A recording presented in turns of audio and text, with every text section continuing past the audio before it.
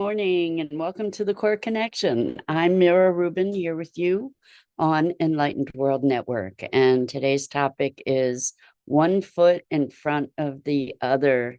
We often get really impatient for results and we want things to be done yesterday. And we often allow ourselves to get into all kinds of craziness with urgency and pressure and timing and I think it can be easy to overlook the power of consistency and just putting one foot in front of another, making incremental progress toward our intentions and our objectives. So that's what we're going to talk about today.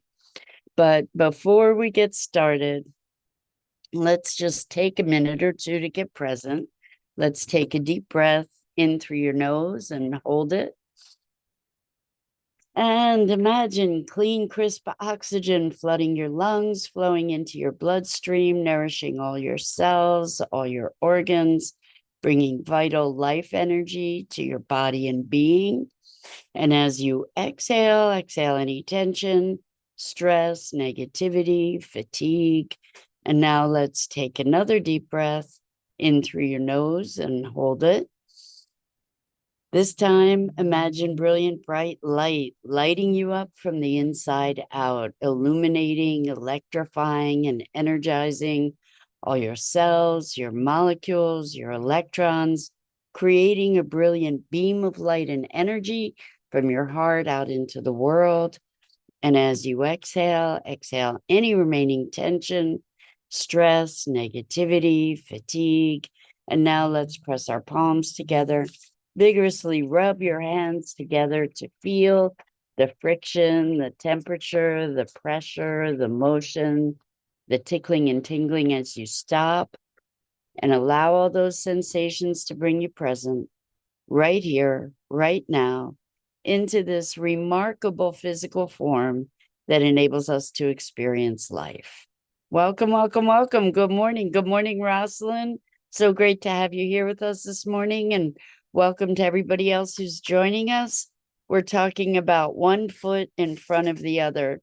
It makes me think of the tortoise and the hare and slow and steady wins the race and all those kinds of sayings that, the journey of 1,000 miles begins with a single step.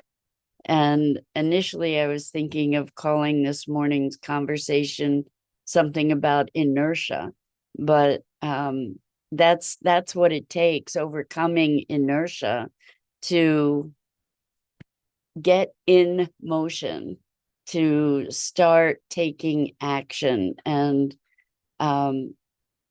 overcoming that inertia, we're able to build momentum. And I think actually that momentum needs to get built in a way before we can even take that first step. And we need to be building momentum to get that first step. The first step is often the hardest because we have this inertia. We're in full stop mode, which although we might consider it passive, in a way, it has its own resistance to it that makes it an active force that we need to contend with. So we can manufacture ways to break that inertia. We can manufacture ways to incite ourselves. We can create positive incentives. We can create negative incentives or penalties if we don't do a certain thing.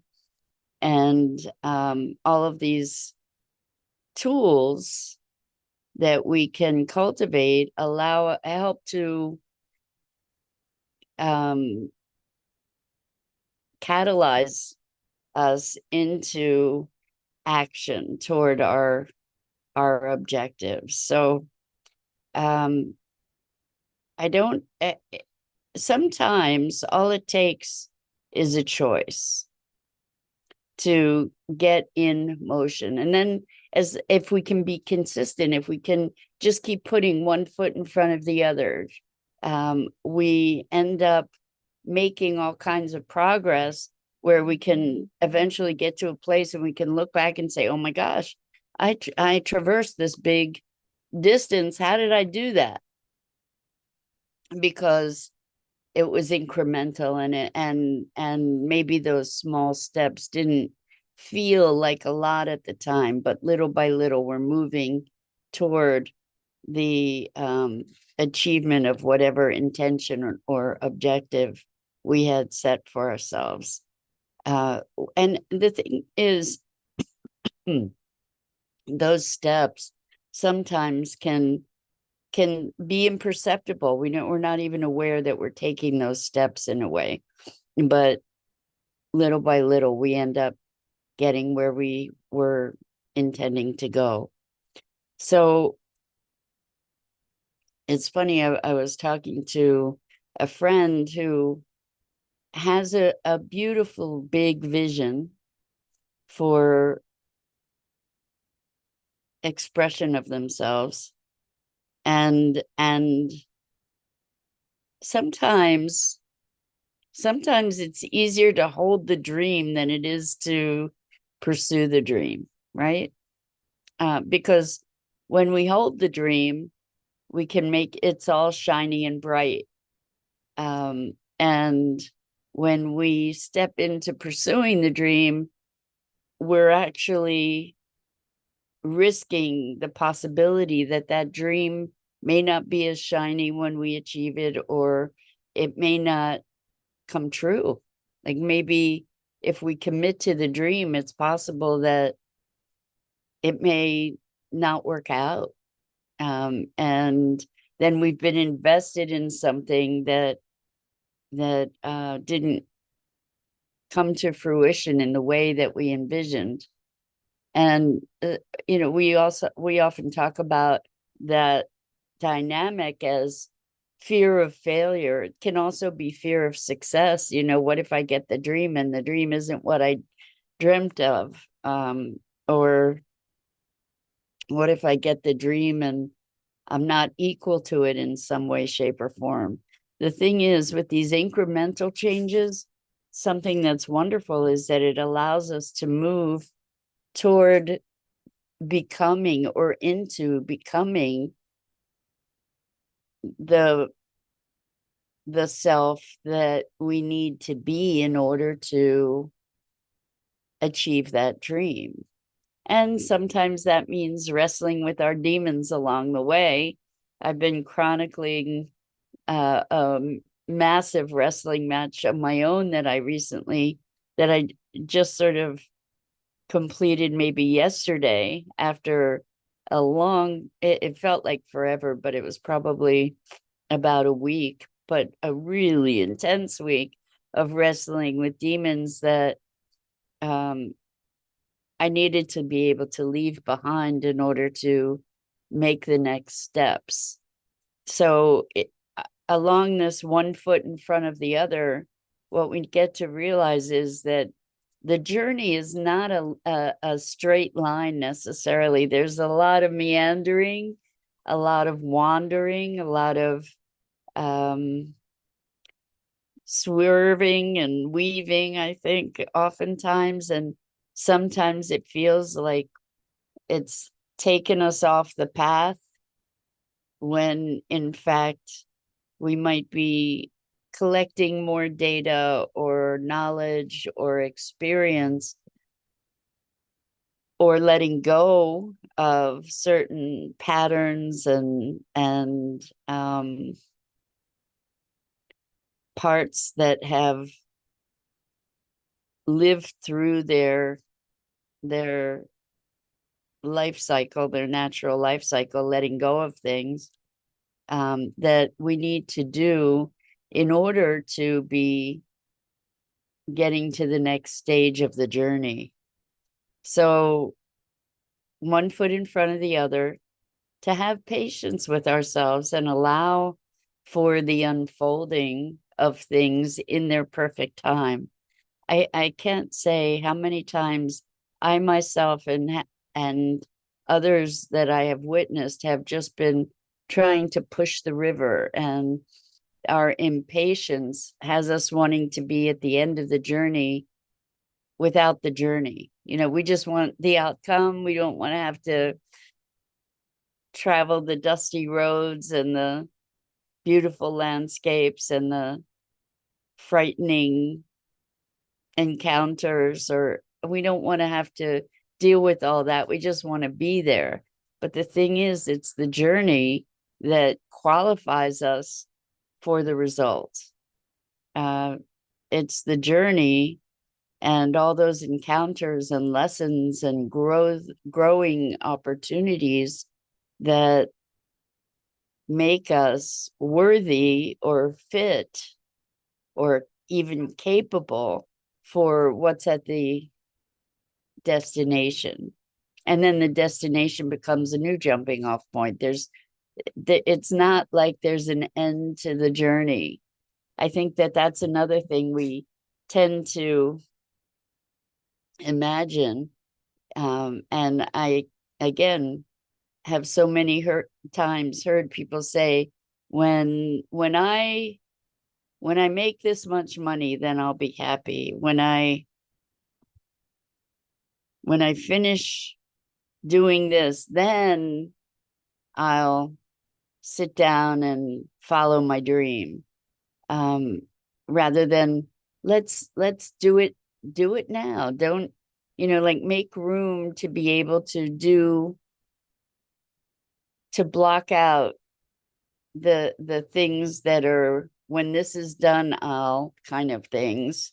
Like when the house is all in order, when everything is organized, then I'll be able to sit down and concentrate on my creative endeavors. What if we can kind of do a blended approach, for example, where we do a little bit of our creative stuff while we're doing the organizational stuff, or it, instead of this black and white, one or the other, maybe we can spin a couple plates at a time. It's interesting to talk about that because I'm someone too who tends to, ironically, I tend to super focus on something, put a lot of attention on it, at least historically, and to the exclusion of other things. Like I used to, growing up, I don't think I do this anymore, but I used to just eat the different things that were on my plate one by one. Like if there were potatoes and peas and salad and meat, even at that time, I would eat the one thing at a time. And I think that is kind of a metaphor for how I approached and how a lot of us approach our lives and our activities in our lives. But at the same time, what's interesting is that perhaps you, like me, cherish variety as well. So how do we, and we have lots of demands on our lives, how do we navigate all these different things? And I think one way to do that is maybe by segmenting our attentions or our times, where we can say, okay, I'm going to take this block of time. I'm going to focus on this. I'm going to just tune out the other things, focus on this, and then focus on this and focus on this. And rather than it being a week or a month or a huge block of time, maybe compress those blocks of time, make them smaller so that we can put focused attentions on these many different things that are calling for our attention. So getting back to the power of one foot in front of another or of the other is if we do put some attention here and put some attention there and put some attention in another place in blocks that are meaningful, where we can actually see some progress, what happens is that we are moving the needle, so to speak, in moving toward the achievement of our objectives. The key is consistency. And I guess part of that consistency is giving ourselves enough meaning to maintain that commitment. So what does it look like? What kind of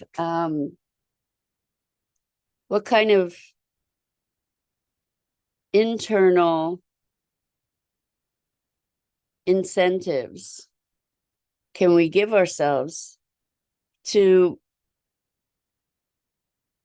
support ourselves in maintaining that consistency, even that little bit on a daily basis? And this gets to meaning making.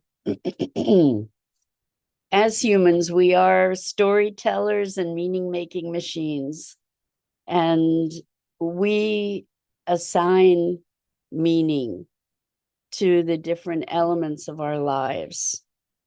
And some of those meanings are compelling and move us forward, and some of those meanings are impediments to what we want to achieve or envision for ourselves.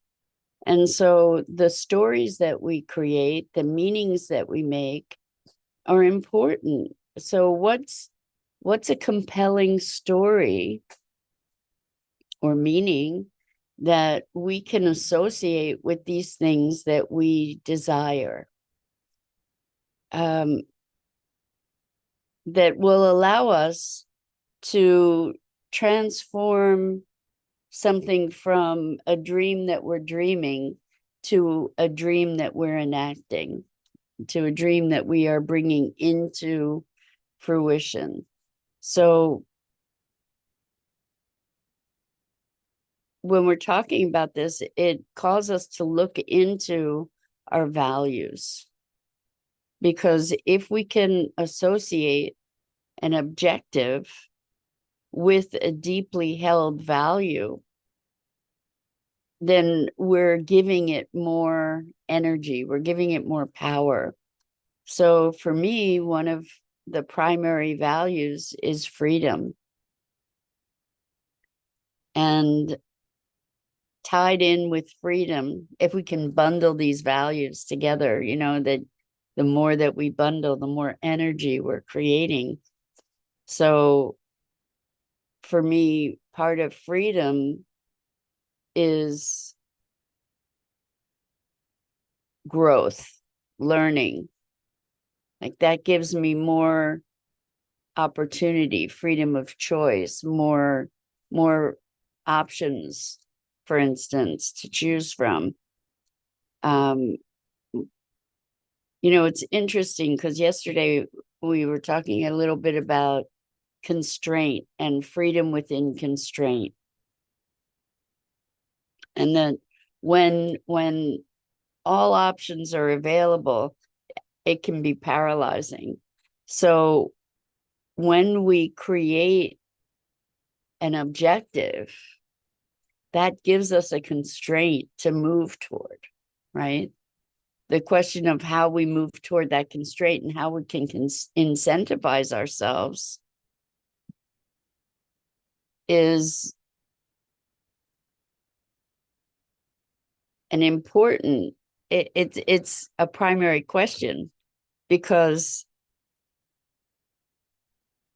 it takes a commitment to something, to be able to revisit it day after day after day. And carrot and stick, interesting combo, that if we can create something that is calling us forward while also creating something that might be giving us a push from behind, that's ideal, right? That gives us the wind from behind to help ease our way, and the pull of the future to call us forward. So that can give us greater momentum and help us overcome the inertia.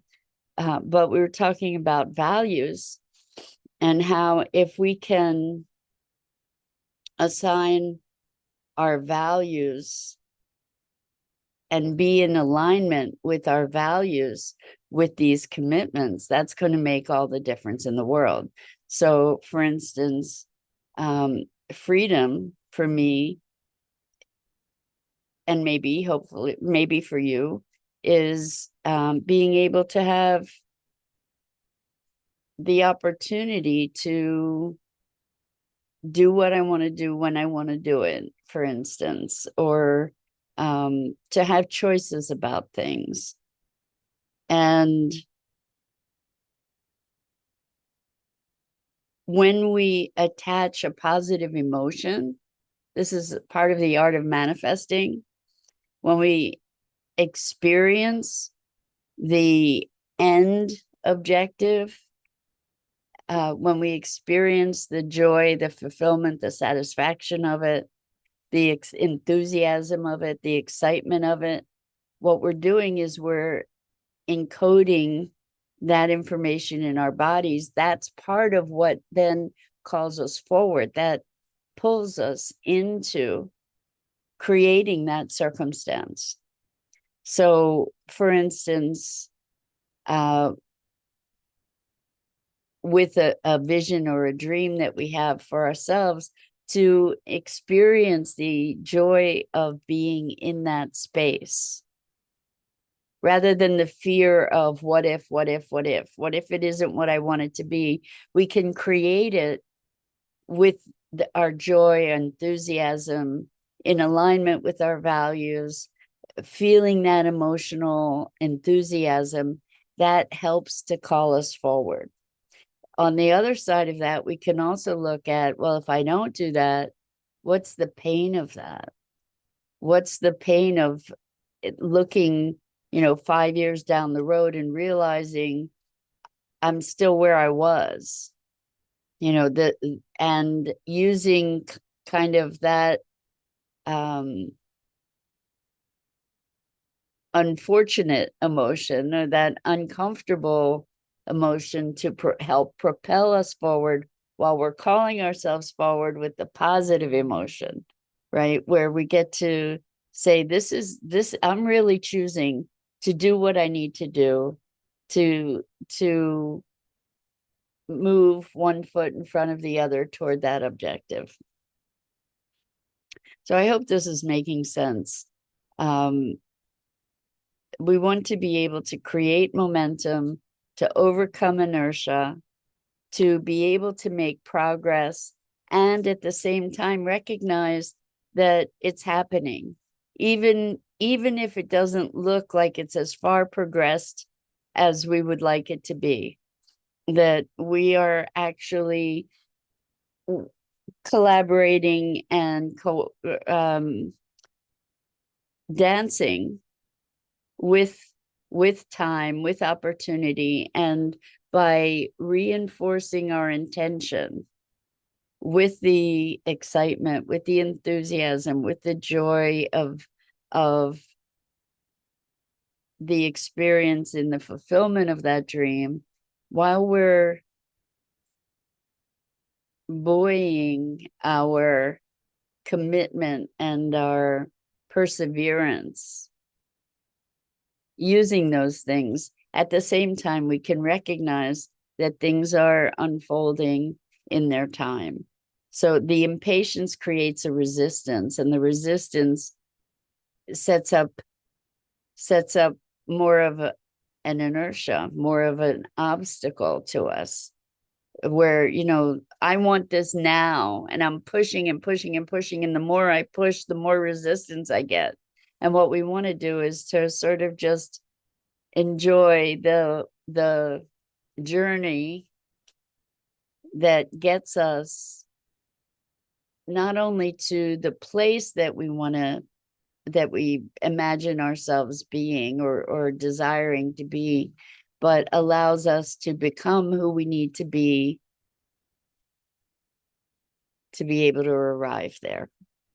So values, creating incentive that pulls us forward, as well as incentive that acts as a wind at our back, aligning our values, finding consistency, and giving ourselves a big why is what can help us have that consistency that we need to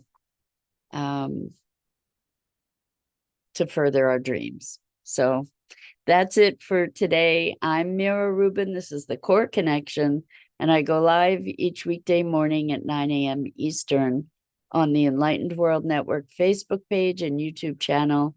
And I invite you to please like, follow, and share Enlightened World Network and me. The links are in the description.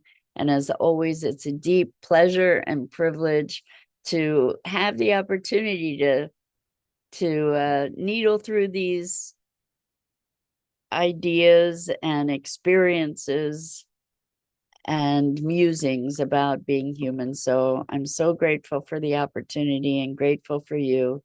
Until next time, so much love.